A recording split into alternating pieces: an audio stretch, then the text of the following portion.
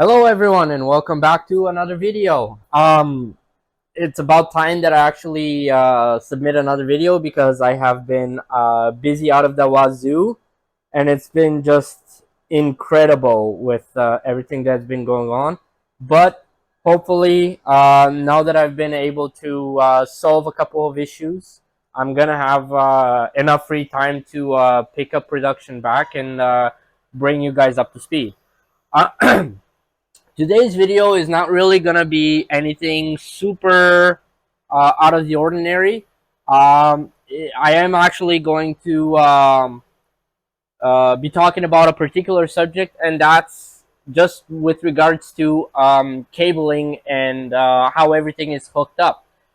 There were a couple of individuals that contacted me on both on YouTube via the comments, and I actually do have a couple of emails just asking me like, hey, how is that hooked up? What is the purpose of this? What is the purpose of that?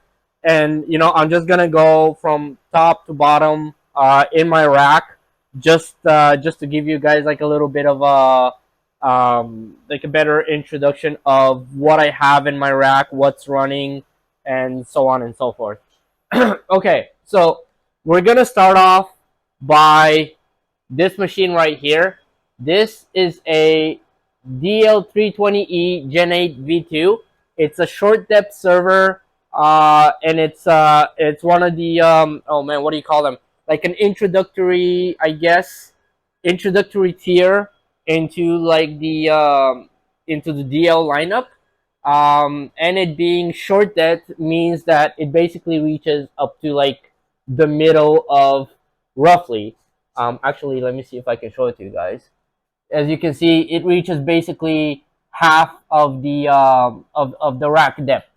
So the purpose of this server in particular is this is the pfSense firewall. This is where internet comes in and goes out of the house, basically. The way it's hooked up, I'm not very sure if you're going to be able to see it, is right there. It's got an RJ45, two RJ45 cables into the gig port, and then two QSFP into the add-on card.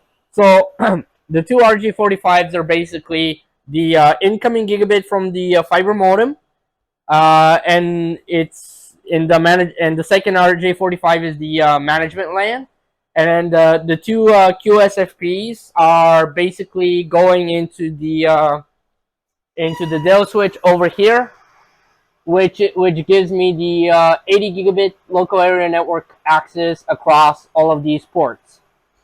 The next device on the list is this 48 port switch. It basically addresses all of the management ports, like the ILOs and the internet for the servers themselves, as well as any iSCSI devices. I keep them on a gigabit line because there's no really actual need for them to be on a faster line. I don't think, because the gigabit ports, the integrated NICs are limited to gigabit anyways, so there's no point in having like a 2.5 gig switch or anything that's like super top of the line.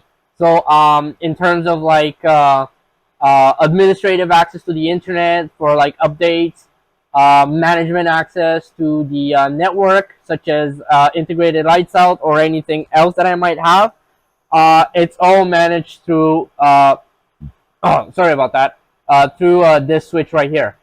Next device I have is the if I can see it, where is it? Oh, right here is the Dell Power Connect 8132F, which is a 24 port SFP with the add-on module, which is dual QSFP daughter board for uplink.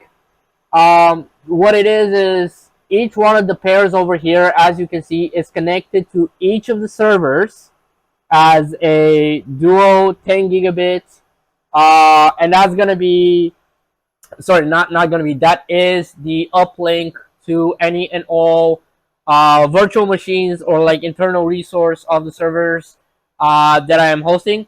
As you can see, the last server over here doesn't have anything connected into the integrated NIC outside of the integrated lights out management, and that's because I don't really have any virtual machines on it. This server right here only has the 20 gigabit connectivity because I don't need local gigabit. I just need super high bandwidth access, and that's it. That's the only reason why this has nothing plugged in.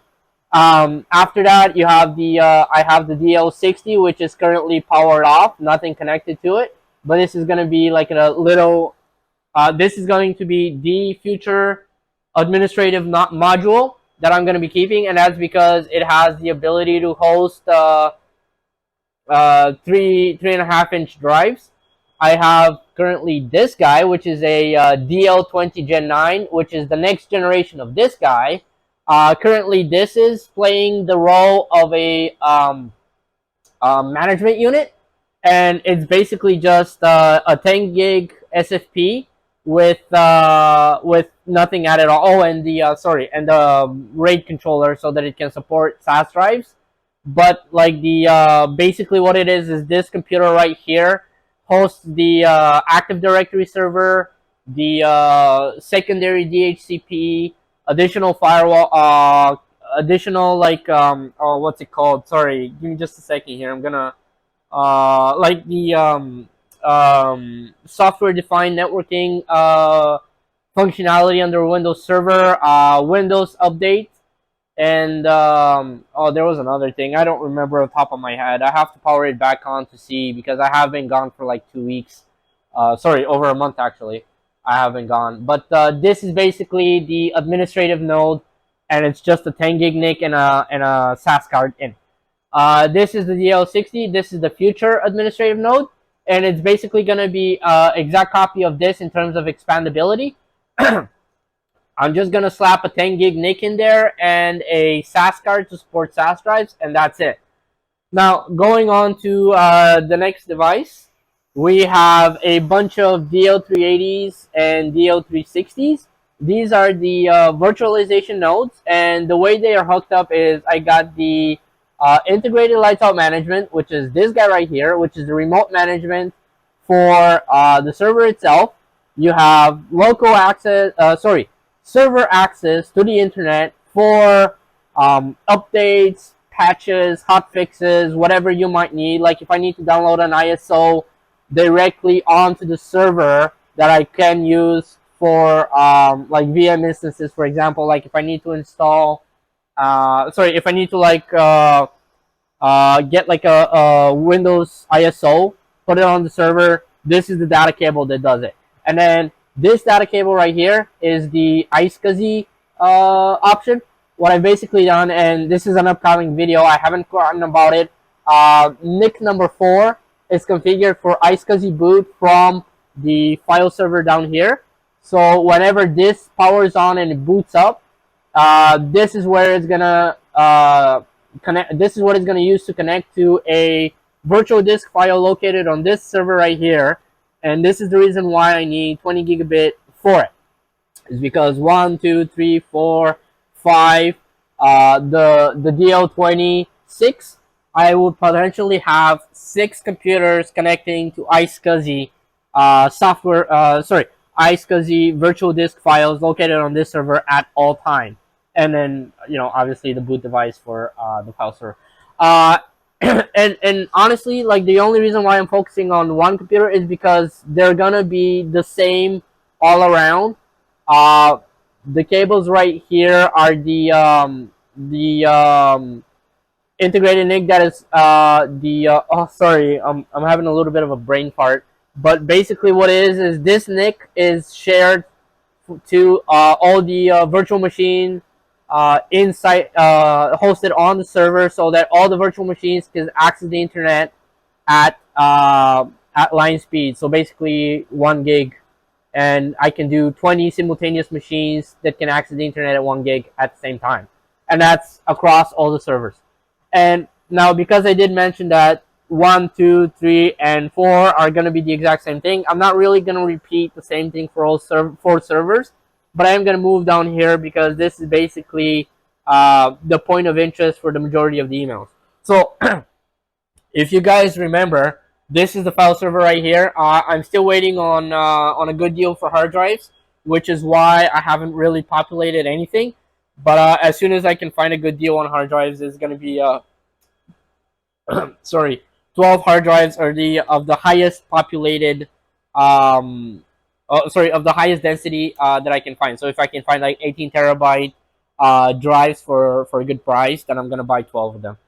Okay, and just on the back right here, remember Vlad, you have to breathe. Remember Vlad, you have to breathe. Sorry about that. I had an incoming call, so I had to pick it up. So starting off with this computer, right, with this server, sorry, I have the standard dual 10 gig NIC, which is lagged to 20 gigabit, sorry, link aggregated, and it is connected to the switch via 2 DAC cables. The next pair of cables that you have are these are man, I believe 8436 or 37, something like that, which is the SAS3 sorry about that. SAS3 capable connector, and these are the metal ones. This is an HP H241 Smart Array HBA. Sorry about that. And the 2 cables are going into the first shelf at connected to the sorry, give me just a sec here. Let me trace it because it has been a hot minute. Okay, so in out. Okay, so connected over to the first shelf, and then daisy chaining to the next shelf. So this is going to be the out going to in of the second shelf. This is the out of the second shelf going to in of the third shelf, and then the out of the third shelf going back into the NIC. Sorry, not the NIC, the HBA. If I remember correctly, I have to dig up one of the SAS guides, but basically this is the recommended connectivity for multipath I/O. And basically, if you have one in and one out, for me currently, multipath I/O is not going to work because it is not the route is not closed. The route is not closed.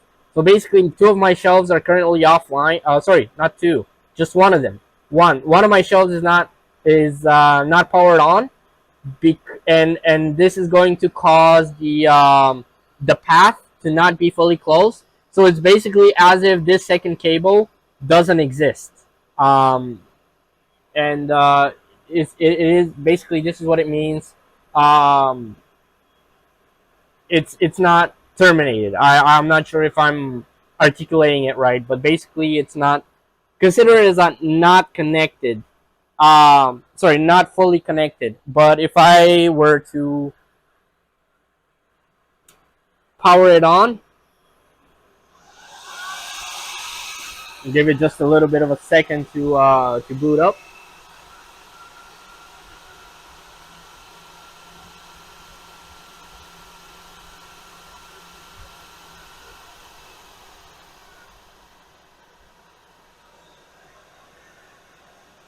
Okay, there we go.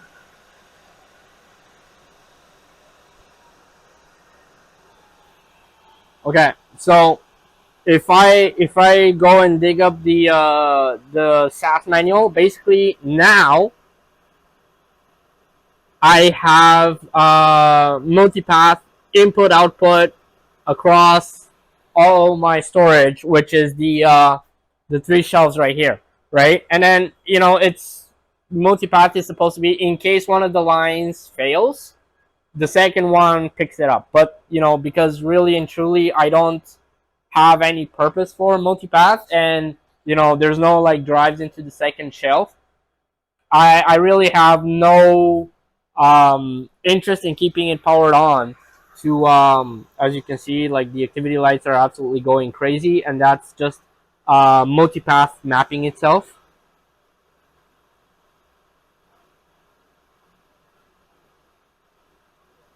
Yeah, no, that's blinky lights are amazing. That means everything's working the way it should. So sorry about that. So basically, what it is the file server is expanded with 3 shelves. Sorry, let me just come in here in the front so you guys can better visualize it. So this is the file server, right? This is the first shelf, which is fully populated with 2.5-inch drives. Uh, there's 10 2.4 terabyte, 5 300 gig, 15K RPM, and I think it's gonna be like 10 or 900 gig drives, and these are all like focused over here. Uh, this sorry about that. It's just garbage. Uh, this is supposed to be a 24 drive. Um, 24 times 3.5-inch shelf drive. I just don't have the 12 extra caddies. And then you have another 24 times 3.5 shelf right here. But basically, what it is um, this is called centralized storage. All of the servers over here that you can see are referencing this server for anything storage related. So like NFS shares, iSCSI, or Windows Update locate, whatever, right? Like whatever you guys can think of in terms of storage location. This is the target server, and then this server controls this shelf, this shelf, this shelf, and across, and of course the 12 drives that are located over here. Um, oh my goodness. Okay, there we go. It's just okay. Everything is good. Yes. So everything is centralized now. I do want to tell you guys that this is not necessarily the best practice. This is what works for me, and I am trying to simulate basically everything that you guys can see over here. I am trying to simulate a corporate environment, something that you would find if you were working at small company, medium company, or large company. This something similar to this aspect. Maybe not this full, maybe even more complete. Uh, but it should be within this similar specification. And again, it's not uniquely locked into, for example, HP. It could be Dell, it could be Cisco, it could be Supermicro, it could be whatever, right? Like, but this is mine.